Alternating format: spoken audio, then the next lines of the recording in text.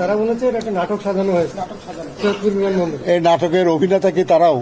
কিসের জন্য ওনার বলা লাগবে? এবং উনি কি? উনি হলেন নির্বাহী পরিচালক শাহজালাল বিমানবন্দর। মানে কেউ জানতে চাইল না নিজের উদ্যোগে এই ল্যাঙ্গুয়েজে যে ঠাকুরগাঁও জেলা জামায়াতের আমিরকে টাকা বহনের অনুমতি দেওয়া হয়। তার মানে ওনার কোনো দোষ নাই, আমরা এই অনুমতি দিছি এবং কোনো অসুবিধা হয়নি। কোনো দরকার আছে বলার?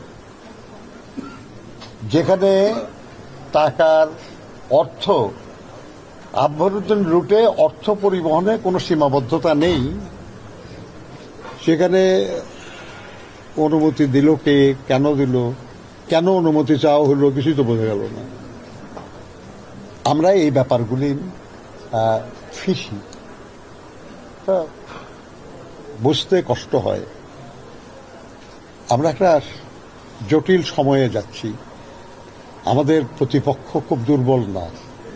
যারা দীর্ঘদিন দেশ শাসন করেছে তাদের প্রচুর বেনিফিশিয়ারি আছে এখানে, যারা এই নির্বাচনটাকে বানচাল করার চেষ্টা করতে পারে।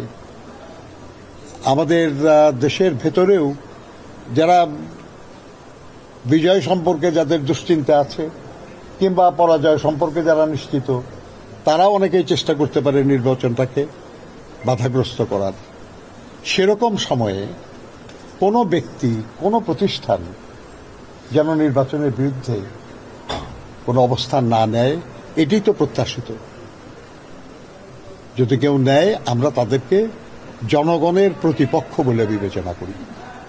জিজ্ঞাসা করেন নাই আপনারা যে ওনাদের এই যে টাকা সহ এটা বিএনপির কোনো নেতা ধরছে না পুলিশ কিংবা অন্য কোনো প্রতিনিধিরা ধরছে? জিজ্ঞাসা করছেন আপনারা? কি বলছে তারা? আরে ভাই, ষড়যন্ত্র করবো কি মুশকিলের ব্যাপার। সাজানো হয়েছে, তারা বলেছে এটা একটা নাটক সাজানো হয়েছে। সৈয়দপুর বিমানবন্দর এই নাটকের অভিনেতা কি তারাও? তারা ছাড়া তো নাটক হবে না নাকি? 100 বার নিতে পারে, 1 কোটি বার নিতে পারে, এটি নিয়ে প্রশ্ন নেই আমাদের। কিন্তু নাটক যদি হয়, নাটকের সব অভিনেতা অভিনেত্রীদের তো সম্মত হইতে হবে নাটকে নাকি?